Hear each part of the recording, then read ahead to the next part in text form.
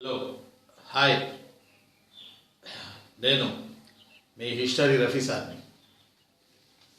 ఈరోజు మళ్ళీ మనం మరో వీడియోతో మీతో నేను కలవబోతున్నందుకు చాలా చాలా సంతోషంగా ఉంది. కాలం ఆగదు, కాలం వెళ్ళిపోతూ ఉంటుంది. సమయం ఆగదు, అది సంహరించుకుంటూ వెళ్ళిపోతూ ఉంటుంది. కానీ ఏ రోజు కా రోజు మనం ఎంతవరకు ప్రిపేర్ అయ్యామనేది మన ఖాతాలో వేసుకుంటూ మనం ముందుకెళ్ళాలి. గవర్నమెంట్ జాబ్ అంటే కఠినమైంది కాదు, అది దొరకని పండు కాదు, సంజీవిని అంతకన్నా కాదు. ఎందుకు ఈ మాట అంటున్నానంటే, మీ కళ్ళ ముందే గవర్నమెంట్ జాబ్ సాధించిన వాళ్ళు చాలామంది ఉన్నారు. లేరా?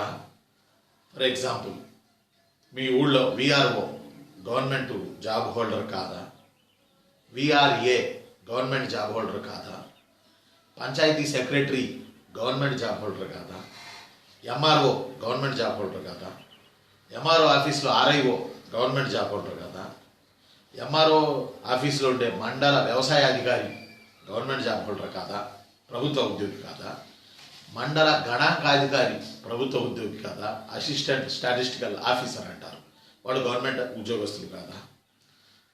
ఆ ఎంఆర్ఓ ఆఫీస్ పక్కనే ఎండిఓ గ్రూప్ 1 గవర్నమెంట్ హోల్డర్ కాదా? గ్రూప్ 1 కొట్టిన మనిషి కాదా?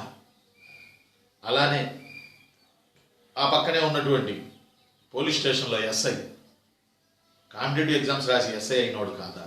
అందులో ఉన్న కానిస్టేబుల్స్ కాంపిటేటివ్ ఎగ్జామ్స్ రాసి లక్షల మందిలో గెలిచి కానిస్టేబుల్స్ అయిన వాళ్ళు కాదా? ఇలా చెప్పుకుంటూ పోతే మన చుట్టూ ఉన్నవాళ్ళు, మనకి ఉపయోగపడే ప్రతి వ్యక్తి గవర్నమెంట్ ఉద్యోగాన్ని సాధించాడు. తెల్లారి లెగిస్తే మనం వీళ్ళందరినీ చూస్తాం. తెల్లారి లెగిస్తే వాళ్ళందరూ గవర్నమెంట్ ఉద్యోగాలు కొట్టలేదా? మరి దానికి మనం అతీతమా? కాబట్టి గవర్నమెంట్ ఉద్యోగ సాధన పెద్ద కష్టమేం కాదు. ఒక మంచి బుక్, ఒక మంచి లెక్చర్, రైట్, ఒక మంచి పుస్తకం, ఒక మంచి లెక్చర్ యొక్క ఉపన్యాసం,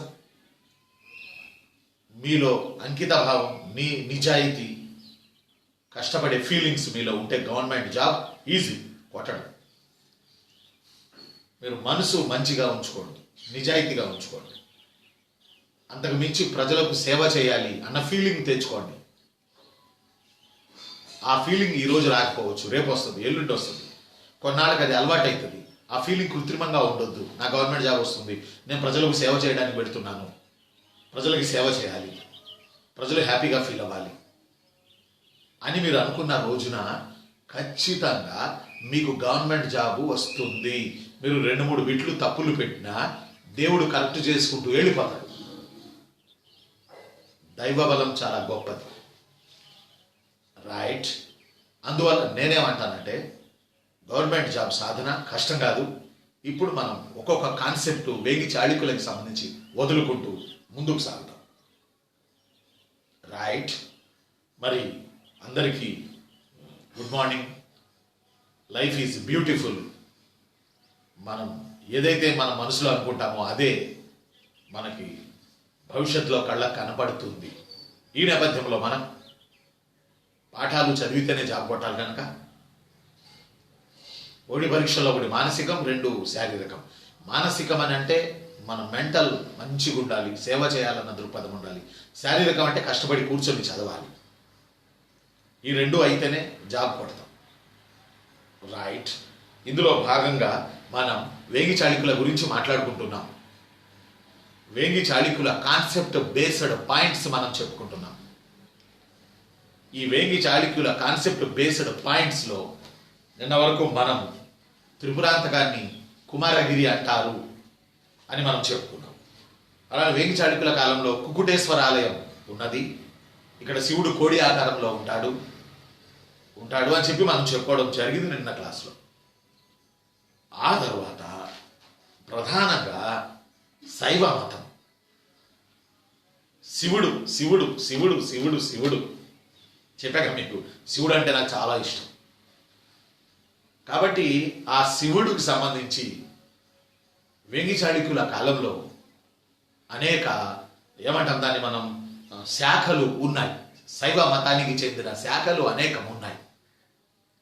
మీకు ఆల్రెడీ ఒక మాట చెప్పిన నిన్న వీడియోలో, శైవ మత శాఖలన్నింటిలోకెల్లా అతి ప్రాచీనమైన శైవ మత శాఖ పాశుపత శైవం. ఇది వేంగి చాళుక్యుల పీరియడ్లో ప్రకాశం జిల్లా త్రిపురాంతకం కేంద్రంగా నడిసింది అని మీకు చెప్పాను. పాశుపత శైవం శైవ మత శాఖలన్నింటిలోకెల్లా ప్రాచీనమైనది. ఈ పాశుపత శైవం పుట్టింది ఉత్తర భారతదేశంలోని మధురలో. ఉత్తర భారతదేశంలోని మధురలో పాశుపత శైవం పుట్టింది. రైట్. ఈ మధురలో పుట్టినటువంటి పాశుపత శైవానికి ఆ పుట్టడానికి ఆ మూల పురుషుడు లకులీసుడు. పాశుపత శైవ స్థాపనాకర్త లకులీశ. పాశుపత శైవం అంటే ఈ సృష్టిలో 84 లక్షల జీవరాశుల్లో ఉన్నటువంటి ఒకడైన మానవుడు చరాచర జగత్తులో జీవితాన్ని లాగి ఇక ఈ జీవితాన్ని చాలించాలి అని అనుకున్నప్పుడు యముడి రూపంలో శివుడు మన మీద పాశుపతం వదిలి మనల్ని ఈ సంసార, ఈ జనన, ఈ బంధనం నుంచి విముక్తి చేసి తీసుకెళ్ళిపోతాడు. శివుడిలో ఐక్యం చేసుకుంటాడు శ్మశానంలో. దీనినే పాశుపత శైవం అని అంటారు. అయితే వేంగి చాళుక్యుల కాలంలో పాశుపత శైవమే కాదు, కాపాలిక, కాలముఖ అనే శైవ శాఖలు విరజిల్లాయి. కాపాలిక, కాలముఖ అనే శైవ శాఖలు విరజిల్లాయి. ఈ కాపాలిక, ఈ కాలముఖ, ఈ రెండు ఇంచుమించు ఒకే ఫీలింగ్ని కలిగి ఉంటాయి. ఒక మాట చెప్పాలంటే ఎమోషనల్, తీవ్ర శైవ భావాలు కలిగిన శాఖలు కాపాలిక, కాలముఖ. తీవ్ర శైవ భావాలు కలిగినవి కాపాలిక, కాలముఖ. ఈ రెండు ఇంచుమించు ఒకే లక్షణాలు కలిగి ఉంటాయి. కాపాలికులు అని అంటే వీళ్ళు మద్యం, మగువ, మాంసం భుజించే వాళ్ళు. ఆ రోజుల్లో మద్యం అంటే దొరుకుతుంది, మాంసం అంటే దొరుకుతుంది, మగువ ఎక్కడ దొరకాలి? వేంగి చాళుక్యుల కాలంలో మొట్టమొదటిగా బ్రహ్మాండమైన శైవ దేవాలయాలు రెండు తెలుగు రాష్ట్రాల నిండా నిర్మించారు వేంగి చాళుక్యులు, వారి సామంతులు. శైవ దేవాలయాల దగ్గర అర్పించేటటువంటి మహిళల్ని బసివినీలు అని పిలిచేవాళ్ళు. బసివినీలు. వైష్ణవ దేవాలయాల దగ్గర అర్పించబడే మహిళలను దేవదాసీలు అంటారు. రైట్. గ్రామీణ జాతరలు జరుగుతాయి ఊళ్ళల్లో, గ్రామ జాతరలు, గ్రామ దేవతల జాతరలు. ఈ గ్రామ దేవతల జాతరలకి వచ్చే మహిళల్ని మాతంగీలు, జోగినిలు అని అంటాం. మన తెలంగాణలో జోగిని సిస్టమ్ బోనాలప్పుడు మనకు కనపడుతుంది. ఇవి ఒకప్పుడు ఆచారాలు ఇవి పెట్టబడ్డాయి తెలుగునాట వేంగి చాళుక్యుల పీరియడ్లో. ఈ కాపాలికులు మద్యం, మగువ, మాంసం. మగువ అంటే ఈ బసివినీల్ని తీసుకుని వెళ్ళిపోయేవాళ్ళట. సోమనాథ టెంపుల్ అని ఒక నవల వచ్చింది, సోమనాథ దేవాలయం అని. అక్కడ వేల కొద్ది బసివినీలు ఉండేవాళ్ళట. వాళ్ళని కాపాలికులు తీసుకెళ్ళిపోతూ ఉండేవాళ్ళని సోమనాథ దేవాలయం అని ఒక నవల ఉన్నది. అది చదివితే మీకు అందులో మనకి బస్విని వ్యవస్థ ఓ రకంగా చాలా గొప్ప సిస్టమ్, కానీ అది కొద్దిగా వేరే కోణంలోకి వెళ్ళడం జరిగింది. సరే, కాబట్టి కాపాలికులు, కాలముఖులు వెరీ వెరీ ఇంపార్టెంట్. కాపాలికులు శ్మశానంలో ఉంటూ మనిషి చనిపోయి కాల్చిన తర్వాత బూడిదను శరీరం అంతా రాసుకుని అడుగులో కూర్చొని, నగ్నంగా అడుగులో కూర్చొని, గోళ్ళు పెరిగిపోయి, వెంట్రుకలు పెరిగిపోయి, తల పెరిగిపోయి శివ శివ శివ శివ శివ అంటుంటారు. మీరు ఇప్పటికైనా శ్రీశైలం అడవుల్లోకి వెళ్ళి లోనకి వెళ్ళి కనుక చూస్తే వీళ్ళు కనపడతారు మీకు. శ్రీశైలం అడవుల్లో అరుంధతి సినిమా చూడలే మనం, అందులో లేరు, వాళ్లే కాపాలికులు. వాళ్ళకే అఘోరాలు అని కూడా పేరు. వీళ్ళు మనిషి మనిషి మాంసం తింటారు, మనిషి కపాలంలో భుజిస్తారు కాబట్టి కాపాలికులు అన్నారు వీళ్ళని అఘోరాలు అంటారు నార్త్ ఇండియాలో, మన సౌత్ ఇండియాలో కాపాలికులు అంటారు. ఒక రకంగా తీవ్రమైన భావాలు కలిగిన శైవ శాఖ కాపాలికులు అంటే. ఈ కాపాలికులు కాలముఖులు మనకి వేంగి చాళుక్యుల పీరియడ్లో విజయవాడలో ఒక భారీ మీటింగ్ పెట్టారట. వేంగి చాళుక్యుల పీరియడ్లో ఆ భారీ మీటింగ్ని సింహ పరిషత్ అని పిలిచారు. విజయవాడలో వేతాటిపురంలో సింహ పరిషత్ అని పిలిచారు. వారం రోజులు జరిగిందట. కాపాలికులు చలికి ఎండకు వాన నుంచి ఎలాంటి బెదురు గిదురు లేకుండా శరీరాన్ని అలాగే వదిలేసి మనిషి బూడిద రాసుకుని 24 గంటలు శివవాహంలో ఉంటారు. వాళ్ళు మీటింగ్ పెట్టుకున్నారు విజయవాడలో, భారీ మీటింగ్. 7 రోజులు మీటింగ్ పెట్టుకున్నారట వేంగి చాళుక్యుల కాలంలో. ఆ మీటింగ్ పెట్టుకోవడానికి వాళ్ళు ఏర్పాటు చేసుకున్న ఆ ప్రాంగణాల పేర్లు లకులీశపురం అని పెట్టుకుని వాళ్ళు సమావేశాలు పెట్టుకున్నారు. ఎక్కడెక్కడ అడవుల్లో ఉన్న కాపాలికులందరూ ఆ మీటింగ్కి రావడం జరిగింది. శివుడి గురించి వాళ్ళు చర్చించుకున్నారు. అయితే వేంగి చాళుక్యుల కాలంలో కాపాలిక కాలముఖులు గనక మనం తీసుకుంటే వీళ్ళ ప్రధాన కేంద్రం శ్రీశైలం. పాశుపత శైవమత కేంద్రం త్రిపురాంతకం. ఇంకా వేంగి చాళుక్యుల పీరియడ్ నాటికి శైవ మతంలో వీరశైవం పుట్టల, వీరముష్టి పుట్టల, కాపాలి ఇది ఏమంటా మనం కాటిపాపల పుట్టల, జంగం పుట్టల, అర్థమట్లా ఇవన్నీ పుట్ల. ఇవన్నీ కాకతీయుల పీరియడ్లో పుట్టాయి. శివుడిని అనేక రూపేణ కొలవడాన్ని మనం ఈ సిస్టంగా చెప్పుకుంటా ఉంటాం. కాబట్టి వేంగి చాళుక్యుల కాలంలో కాపాలికులు కాలముఖుల సెంటర్, వాళ్ళు ఎక్కువగా ఉన్న సెంటర్ శ్రీశైలం. రెండవ సెంటర్ ఏదో తెలుసా? ఆలంపురం, ఉమ్మడి మహబూబ్ నగర్.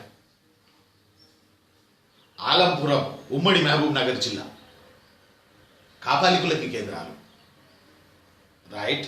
అయితే కాపాలికులు నేను రాసిన బుక్లో 152 పేజీలో కాన్సెప్ట్ 31 మనం చెప్పుకుంటున్నాం.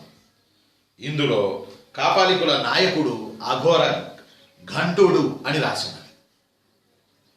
కాపాలికుల నాయకుడు అఘోర ఘంటుడు. అందువల్లే కాపాలికులకి నార్త్ ఇండియాలో అఘోరాలు అని పిలిచారు.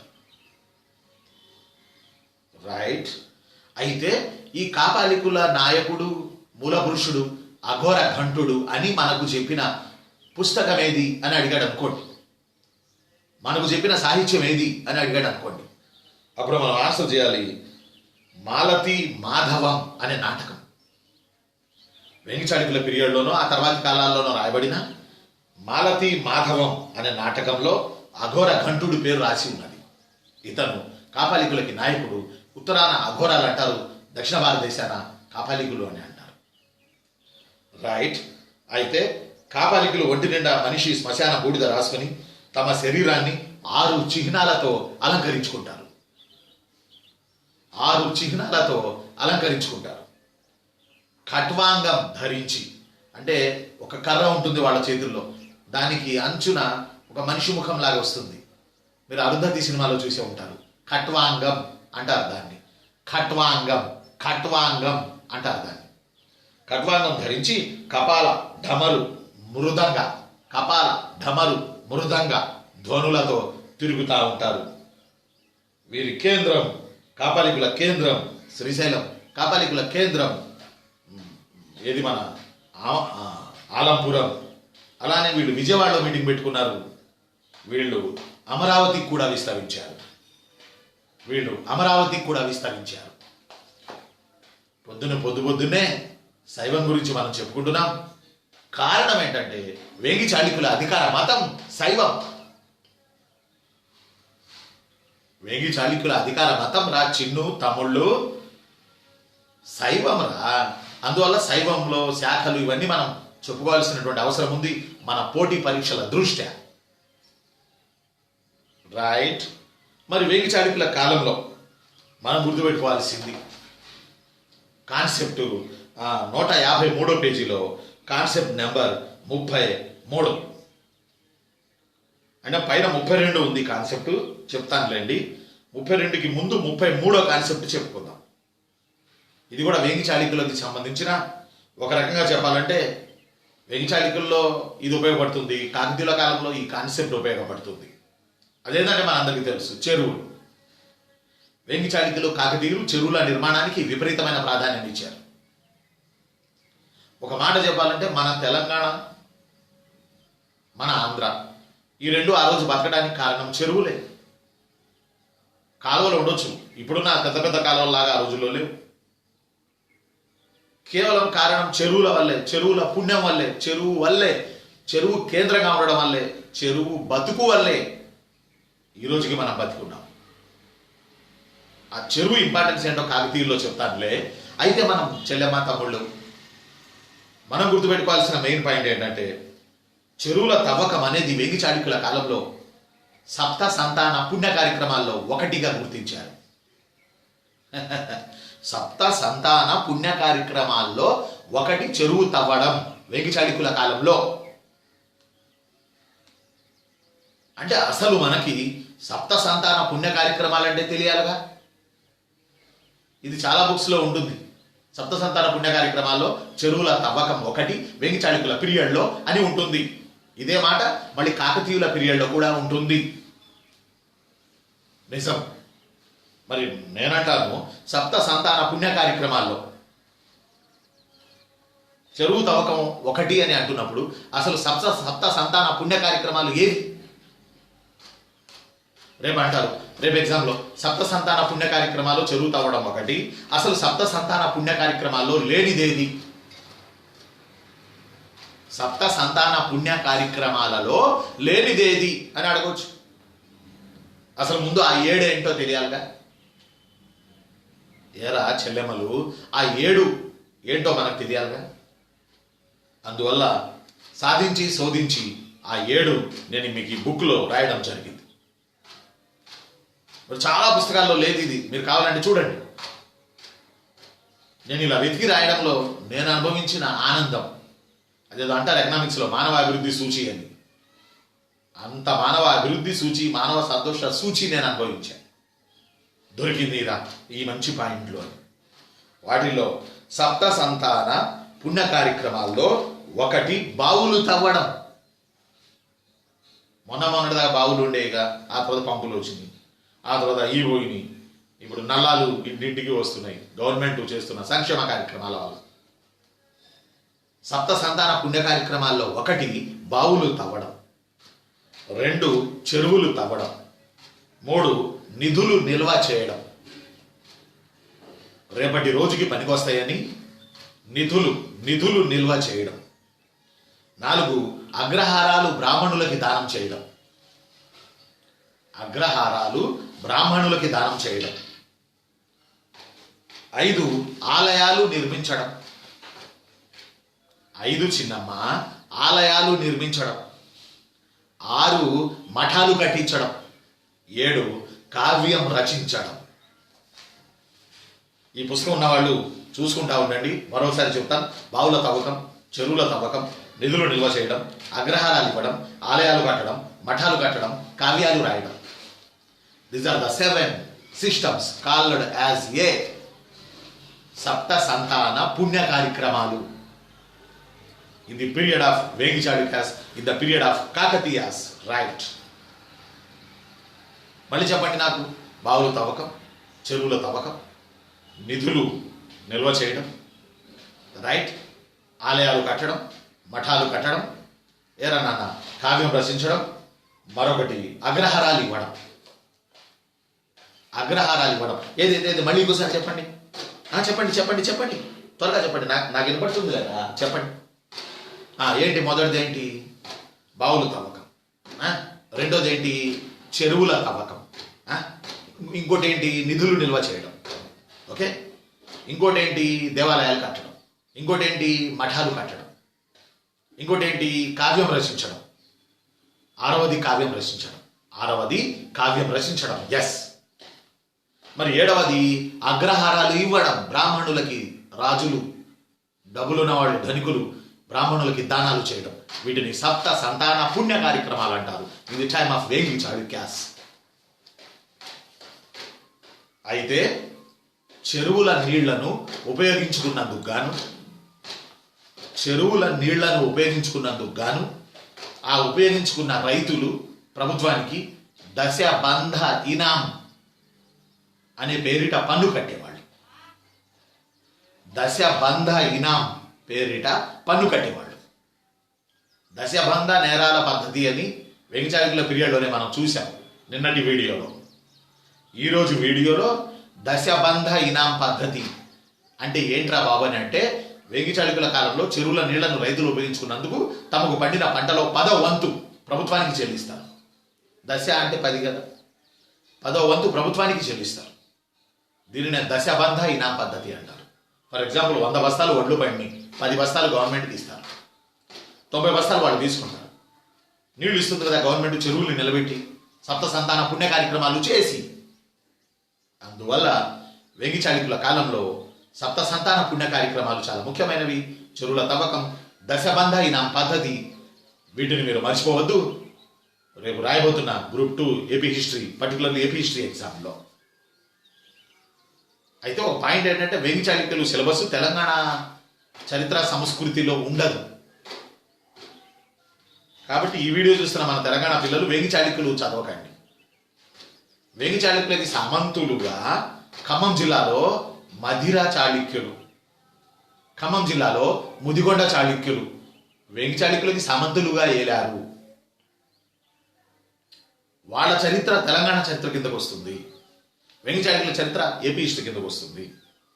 కాకతీయుల చరిత్ర ఓల్ 2 తెలుగు రాష్ట్రాలతో పాటు అటు ఒరిస్సా ఇటు తమిళనాడు వరకు వస్తుంది కాకతీయుల చరిత్ర. విజయనగరం చరిత్ర కోస్తా, రాయలసీమ, కర్ణాటక వైపు వెళ్ళిపోతుంది. తెలంగాణకు రాదు విజయనగర చరిత్ర. కారణం ఏంటంటే, విజయనగర రాజ్యం కోస్తాలో, అదే ఆంధ్రాలో, రాయలసీమలో ఉన్నప్పుడు మన తెలంగాణలో కుతుబ్ షాహీలు రాజ్యం వెళ్తున్నారు. కుతుబ్ షాహీల పాలన కొనసాగుతుంది తెలంగాణలో. తెలుగు భాషలో తెలుగు ప్రజలకి కుతుబ్ షాహీల పరిపాలనా కాలం స్వర్ణయుగం. ఆ టైంలో విజయనగరం నడుస్తుంది కోస్తాలో. సరే, ఆ పాఠం మనం తర్వాత చెప్పుకుందాం. వేగిచాళుక్యుల కాలంలో 2 కాన్సెప్ట్లు మనం చెప్పుకున్నాం. ఒక కాన్సెప్ట్ శైవం గురించి మాట్లాడుకున్నాం, రెండవ కాన్సెప్ట్ సప్త సంతాన పుణ్య కార్యక్రమాల గురించి మాట్లాడుకున్నాం. ఇక 3వ కాన్సెప్ట్ ఏంటంటే, వేగిచాళుక్యుల కాలంలో కొద్దిగా పదజాలం గురించి మనం మాట్లాడుకుందాం. పదజాలం అంటే ఏ పదానికి ఏమర్థం అనేది, పదజాలం గురించి కొంత మాట్లాడుకుందాం. వాటిల్లో బాగా గుర్తుపెట్టుకోండి, అంకకారుడు, ఇది కూడా పేజీ నెంబర్ 153, కాన్సెప్ట్ 32. గత 5 ఎపిసోడ్ల నుంచి మనం కాన్సెప్ట్ చెప్పుకుంటూ వస్తున్నాం. ఈ రోజుతో వేగిచాళుక్యుల కాన్సెప్ట్ క్లోజ్ అవుతుంది. కాన్సెప్ట్, ఇంపార్టెంట్ కాన్సెప్ట్ పాయింట్లు అంటాను నేను, పాఠం మొత్తం కాదు. ఈ కాన్సెప్ట్లు బాగా చూసుకోవాలి, ఎగ్జామ్కి వెళ్ళబోయే ముందు లుక్ వేసుకోవాలి. వీటిలో అంకకారుడు అంటే body guards from the king, రాజు యొక్క అంగరక్షక దళాన్ని అంకకారుడు, అంకకారులు అంటారు. అక్కశాల, అక్కశాల, అక్క అంటే ఇక్కడ సిస్టర్ కాదు, అక్కశాల అని అంటే టంకశాల, ఖజానా, ఖజానా, ఖజానా, అక్కశాల అంటే, లేదా అక్కశాల అని అంటే. 3 అర్ధసిరి, అర్ధసిరి అంటే రైతు, రైతు. అర్ధసిరి అంటే అర్ధ సిరి, ఆరై, రైతు, రైతుని అర్ధసిరి అనేవాళ్ళు. అలానే శీతక్షేత్రాలు అంటే పంటలు పండే పచ్చటి పొలాలు, వాటిని శీతక్షేత్రాలు అంటారు. గుర్తుపెట్టుకోవాలి. సీతమ్మ నాగలి దున్నుతుంటే భూమి నుంచే వచ్చింది కదరా సీతమ్మ, సీతమ్మ వాళ్ళ తల్లి భూదేవే కదరా తల్లి. అందువల్ల పచ్చటి పంట పొలాలను శీతక్షేత్రాలు అంటారు. రైట్. ఆ తర్వాత ఉపాసిక, ఉపాసిక అంటే బౌద్ధ సన్యాసినులు, మహిళా సన్యాసినులను ఉపాసికలు అంటారు. కేరే చెరు, KERE, కేరే, కేరే చెరు. మరి నిన్న మనం చెప్పుకున్నాం ఏం చెప్పుకున్నామంటే తేరే అని చెప్పుకున్నాం. తేరే, TERE, తేరే. మధ్యవర్తిపై వేసే పన్ను, అమ్మేవాడికి కొనేవాడికి ఉన్న మధ్యవర్తిపై వేసే పన్ను తేరే. కేరే అంటే చోరు, సిద్ధాయం అంటే బంగారంపై పన్ను. అలానే అరి అని అంటే పంటలు కోత కోసిన తర్వాత చెల్లించే పన్ను అని నిన్న మీకు చెప్పడం జరిగింది. ఆ తర్వాత కళంజు, ఒక బంగారు నాణ్యం. వెంగి చాళుక్యుల పీరియడ్లో కళంజు. కళంజు కళంజు అంటే బంగారు నాణ్యం. రైట్. గద్యం అంటే లేదా గద్యాణం అన్న బంగారు నాణ్యం వెంగి చాళుక్యుల పీరియడ్లో. ఓకే. ఘటిక అంటే వెంగి చాళుక్యుల పీరియడ్లో వైదిక విద్యాలయాలు. ఘటికలు అని అంటే బాగా గుర్తుపెట్టుకోవాలి. గద్యాణం అంటే నాణ్యం, కళంజు అంటే నాణ్యం. గద్యాణం నాణ్యం బంగారు నాణ్యం, కళంజు బంగారు నాణ్యం. ద్రక్మా, ఇదో కూడా ఒక నాణ్యం పేరే. ద్రక్మా, DREKMA, ద్రక్మా, ఇదొక బంగారు నాణ్యం. కళంజు బంగారు నాణ్యం, గద్యాణం బంగారు నాణ్యం. రైట్. ఈ నాణ్యాలు మళ్ళీ కాకతీయుల కాలంలో కొద్ది గొప్ప మారుతా ఇంకా ఎక్కువ నాణ్యాలు వస్తాయి కాకతీయ పీరియడ్. అలానే బాగా గుర్తుపెట్టుకోండి, నకరం అంటే వాణిజ్య సంఘాలు. వెంగి చాళుక్యుల కాలంలో నకరం, నగరం కాదు, నకరం వాణిజ్య సంఘాలు. అలానే వెంగి చాళుక్యుల కాలంలో నాగర అంటే ఉత్తర భారతదేశంలో కట్టిన దేవాలయాల శైలి. ద్రవిడ దక్షిణ భారతదేశంలో కట్టిన దేవాలయాల శైలి. వెసర మధ్య భారతదేశంలో కట్టిన దేవాలయాల శైలి. వెంగి చాళుక్యుల కాలంలో శివుడి యొక్క దేవాలయాల నిర్మాణం అనేది ఒక ఉద్యమంలా సాగింది. ఉద్యమంలాగా వెంగి చాళుక్యుల పీరియడ్లో దుమ్ము లేపారు దేవాలయాలు, శివుడి ఆలయాలు. అలాగని విష్ణు ఆలయాలు కూడా నిర్మించారు వెంగి చాళుక్యులు. ఫర్ ఎగ్జాంపుల్ ఆంధ్రాలో బాపట్ల భావనారాయణ స్వామి, పొన్నూరు భావనారాయణ స్వామి, రెండు దేవాలయాలు ఒకేలా ఉంటాయి. వెంగి చాళుక్యుల పీరియడ్ నాటి దేవాలయాలు అవి ఈ రోజువా. రైట్. మరి నేనేమంటున్నాను, ఉత్తర భారతదేశంలో కట్టిన దేవాలయాల నిర్మాణ శైలిని నాగర అంటారు, దక్షిణ భారతదేశంలో కట్టిన దేవాలయాల శైలిని ద్రవిడ అంటారు, మధ్య భారతదేశంలో కట్టిన దేవాలయాల శైలిని వెసర VESSRA వెసర అంటారు. నాగర, వెసర, ద్రవిడ ఇవేమిటి అని అడిగాడు ఎగ్జామ్లో. నాగర, వెసర, ద్రవిడ ఇవేమిటి అని అడిగాడు ఎగ్జామ్లో. ఏ దేవాలయాల నిర్మాణ శైలులు, బి భరతనాట్యంలోని కొన్ని నాట్య భంగిమలు, జానపద కళలు, ఇట్లా ఇంకేదో 4 అడిగాడు. దేవాలయాల నిర్మాణ స్టైల్స్ని ఈ స్టైల్ అంటాం కదా, ఈ స్టైల్స్ని నాగర, వెసర, ద్రవిడ అంటారు. ఈ మూడింటి గురించి చెప్పే శాస్త్రాన్ని ఆగమ శాస్త్రం అంటారు. ఆగమాగం కాదు, ఆగమ శాస్త్రం అంటారు. రైట్. కాబట్టి నాగర అనగా, వెసర అనగా, ద్రవిడ అనగా అని అడుగుతారు ఎగ్జామ్స్లో. ఆ తర్వాత ఇంకొకటి దేవభోగం అంటే పన్నులు లేని దేవాలయపు ఆస్తి, దేవభోగం. అలానే దేవాదాయం, పన్నులున్న దేవాలయపు ఆస్తి. పొన్నం, బంగారం. సాలభంజికలు, స్తంభ శిల్పాలు. మనకి దేవాలయాలు మెట్లెక్కేటప్పుడు దేవాలయాల నిర్మాణాలపైన కొంతమంది మహిళలకు చెందిన వివిధ భంగిమల్లో ఇట్లా మహిళలకు సంబంధించి ఇలా నిర్మించారు, వాళ్ళు అర్థం చూసుకుంటూ ఉంటారు, లేకపోతే వాడు ఇట్లా స్టైల్గా ఇట్లా ఉంటారు. ఇలా రకరకాల శిల్పాలు చెక్కబడిన మహిళలను సాలభంజికలు అని అంటారు. కొంచెం గుర్తుపెట్టుకోండి. ఆ తరువాత రట్టగుడి అంటే అధికార పదవి. పొన్నం అంటే బంగారం, హిరణ్యం అంటే బంగారం. పొన్నం అంటే బంగారం, హిరణ్యం అంటే బంగారం, గద్యాణం అంటే బంగారు నాణ్యం, కళంజు అంటే బంగారు నాణ్యం, ద్రక్మ అంటే ఒక వెండి నాణ్యం, తక్కువ విలువ కలిగిన లోహంతో తయారు చేయబడిన ఒక వెండి నాణ్యం. కాపాలిక, కాలముఖ, వెంగి చాళుక్యుల కాలంలో శాఖలు. సప్త సంతాన పుణ్య కార్యక్రమాలలో చెరువు తవ్వడం ఒకటి. అవి ఏంటాయా అంటే బావులు తవ్వకం, చెరువులు తవ్వకం, దేవాలయాలు తవ్వకం, మఠాలు కట్టడం, కావ్యం రచించడం, అగ్రహారాలు డొనేట్ చేయడం, నిధులు నిల్వ చేయడం, సప్త సంతాన పుణ్య కార్యక్రమం. ఇవన్నీ మీరు వెంగి చాళుక్యుల్లో ప్రధానంగా గుర్తుపెట్టుకోండి, బాగా చదవండి. రైట్. అయితే నేను ఇంకొకటి మీకు రిక్వెస్ట్ చేయదలుచుకున్నాను. సబ్స్క్రైబ్ తప్పకుండా చేయండి. కొత్తగా వ్యూవర్స్ ఉంటే సబ్స్క్రైబ్ తప్పనిసరిగా చేయండి. ఒకటి. రెండోది ఏంటంటే మీరు కామెంట్లు పెడుతున్నారు, నాకు టైం దొరికినప్పుడు వాటికి నేను ఆన్సర్ చేస్తానే ఉన్నా, మీకు తెలుసు ఆ విషయం. అయితే మీరు కామెంట్లు పెట్టేటప్పుడు పక్కన మీ ఊరు పేరు పెట్టండి. ఒక చిన్న ఊరు అయితే జిల్లా పెట్టండి. నాకు కూడా ఒక ఐడియా వచ్చింది. మీరు ఫలానా జిల్లా వాళ్ళు ఎక్కువ ఉన్నారనుకోండి, ఆ జిల్లాకు చెందిన చరిత్ర చెప్పుకునేటప్పుడు దానిని ఎక్కువగా స్ట్రెస్ చేసి చెప్పుకుంటే మీకు చరిత్ర విన్నా మీ జిల్లా మీద ఇంకా గౌరవం పెరుగుతుంది. ప్లస్ నాకు కూడా ఒక ఐడియా వస్తుంది, ఏ పిల్లలు చూస్తున్నారు, ఏ ప్రాంత పిల్లలు ఎక్కువ చూస్తున్నారు, ఏ జిల్లా పిల్లలు చూస్తున్నారు అనేది కూడా నాకు కూడా ఐడియా వస్తుంది. అందులో ఈసారి మీరు తప్పనిసరిగా ఈ వీడియో చూసి కామెంట్ చేసేటప్పుడు మీ ఊరు ఫేమస్ అయ్యి పెద్ద మండలం ఫేమస్ అయి ఉంటే ఆ ఊరు పేరు పెట్టండి, లేకపోతే జిల్లా పేరు పెట్టండి. రైట్. మరి రేపు మనం నెక్స్ట్ ఎపిసోడ్కి వెళ్ళడానికి ప్రయత్నం చేద్దాం. ఈరోజు మనం వెంగి చాళుక్యుల గురించి మాట్లాడుకున్నాం.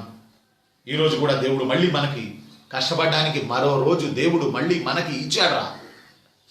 మళ్ళీ దీన్ని ఈరోజు సాయంత్రం వరకు ఉపయోగించుకుందాం. మీ అందరికీ తెలుసు ఎండాకాలం పగలు ఎక్కువ, రాత్రి తక్కువ. చలికాలం పగలు తక్కువ, రాత్రి ఎక్కువ. అందువల్ల ఇప్పుడు ఎండాకాలం కాబట్టి చాలా టైం ఉంటుంది. ఈ టైంలో మీరు చేయాల్సింది, ఎండాకాలం కనుక చాలా టైం ఉంటుంది కాబట్టి చాలా ఎక్కువసేపు చదువుకోవచ్చు. ఇది నా భావన. రెండోది ఏంటంటే సౌండ్ పొల్యూషన్ బాగా ఉంది. నాకు కాకులు ఉండొచ్చు, పక్కనే బట్టలు ఉతుకుతున్నారు, ఆ సౌండ్ కూడా నాకు వస్తూ ఉంది. ఈ చిన్న సౌండే వస్తుంది. బట్ మీరు చదువుకునేటప్పుడు మనందరికీ తెలుసు, రాజకీయ నాయకుల ఓట్లకి చెందినటువంటివి నిద్ర పోనివ్వడం లేదు. ఇంట్లోకి చొరబడుతున్నాయి సౌండ్లు, రోడ్లంటే వెళ్తాయి. ఆయన కొట్టేయండి, ఈయన కొట్టేయండి, ఆయనకేయండి, ఈయనకేయండి అని. ఈ సౌండ్ల నుంచి కూడా మీరు దూరం జరగాలి. దూరం జరిగి ఎక్కడో చోట సౌండ్ రాని ప్లేస్లో కూర్చొని పగలంతా చదువుకోవాలి. మేము పొలాల్లో చదువుకునేవాళ్ళం. మేము డిగ్రీలు చదివేటప్పుడు దూరం వెళ్ళి పొలాల్లో కూర్చొని చదువుకునేవాళ్ళం. పంట పొలాలు కోసేసారు కదా, ఇప్పుడు ఫ్రీగానే ఉంటాయి పొలాలు. చెట్ల కిందకి వెళ్ళి వాటర్ బాటిల్ తీసుకెళ్ళి ఇద్దరు మిత్రులు కలిసి అక్కడ డిస్కస్ చేసుకుంటూ పొలాల్లో కూర్చొని చదువుకునేవాళ్ళం. చల్లటి గాలి, ప్రశాంతత. పొలాలు లేని వాళ్ళు, సిటీల్లో ఉన్న వాళ్ళు ఒక రూమ్ చూసుకొని ఈ సౌండ్ లేని చోట కూర్చొని చదువుకోండి. రైట్. ఎందుకంటే మన కౌంట్ డౌన్ మొదలైంది. ఎలక్షన్ కాదు, మన ఎగ్జామ్కి, ప్రిలిమ్స్కి. రైట్. నేను మన తెలంగాణ పిల్లలు కూడా తెలంగాణ చరిత్ర చెప్పండి సార్, తెలంగాణ ఉద్యమాలు చెప్పండి సార్ అంటున్నారు. వీళ్ళు వెంబడి ప్రయత్నం చేస్తాను రా. నాకు టైం ఉండడం లేదురా. ఒకటి, నెట్ పూర్తిగా అందుబాటులో లేదు. రెండు, అందువల్ల నేను చేయలేకపోతున్నాను రా. కానీ చేస్తాను కంపల్సరీగా. ఉద్యమాలు చెప్తాను, ప్లస్ తెలంగాణ చరిత్ర కూడా చెప్తాను.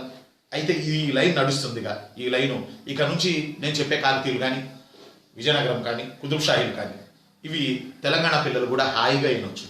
విజయనగరం తెలంగాణ లేదు కదా సార్ అని మీరు అనొచ్చు. కానీ బట్ సౌత్ ఇండియన్ హిస్టరీ కదా విజయనగరం, అంటే తెలుగు వాళ్ళ చరిత్రే కదా విజయనగరం. అంటే ఇవన్నీ ఇక మీరు కాకతీయుల కానుంచి ఉభయ రాష్ట్రాల పిల్లలు హాయిగా విని నోట్స్ కూడా రాసుకోవచ్చు. Right. Have a good day. బాగా చదవండి, బాగా చదవండి.